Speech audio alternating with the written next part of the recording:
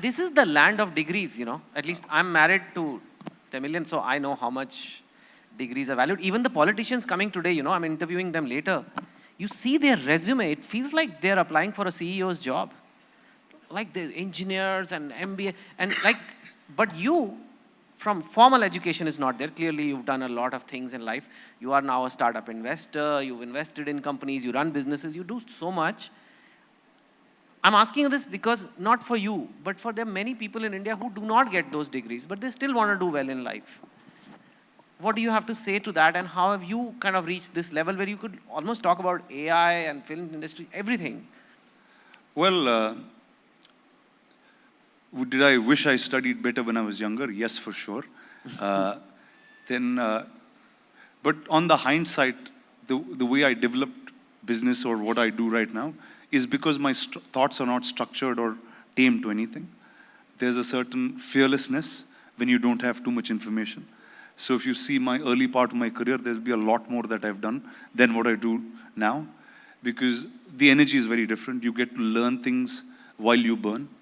I kept studying when I needed it in some strange way. What did I grow up with all my life? I know stories because I read Amar Chitrakatha and I watched movies. And that created what I do in the first place, where I understood storytelling so I could be in the movie business. When I had to sell my visual effects company, or rather when I somewhere knew that this is not a business I want to be in for the rest of my life, I didn't understand what selling a business meant.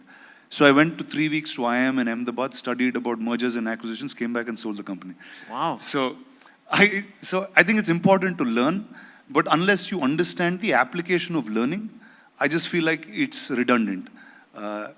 And I think like cinema has been the same for 100 years and needs to change and figure out interactivity, I think the system of education of basic school and others will start evolving into teaching newer things and newer ways of life.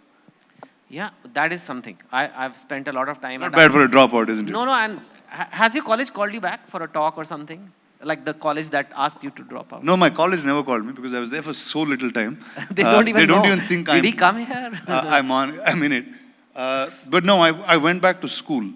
So let me tell you, like, schooling is the real education that I had all my life. I went to, for the first year of my life, I was here in Chennai. I was born here. Which school here? I went to Chettinad Vidyashram first, and then I moved to Hyderabad.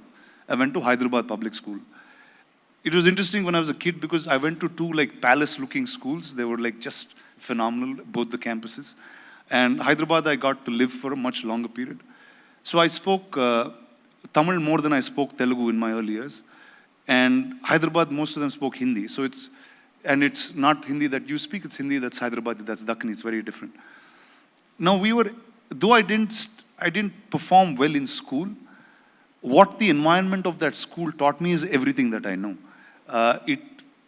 The school helped me to dream big. I was like the size of the Hyderabad public school is like some 200 odd acres or something. And even if you jump out of class, it's so hard to find you in a 200-acre campus. We have like 6 football courts and that, like, it's just really huge. So now this sense of scale always came from there. If you wanted to build something, you wanted to build it big. You wanted to be as cool as your school looked. My friendships that I have are across.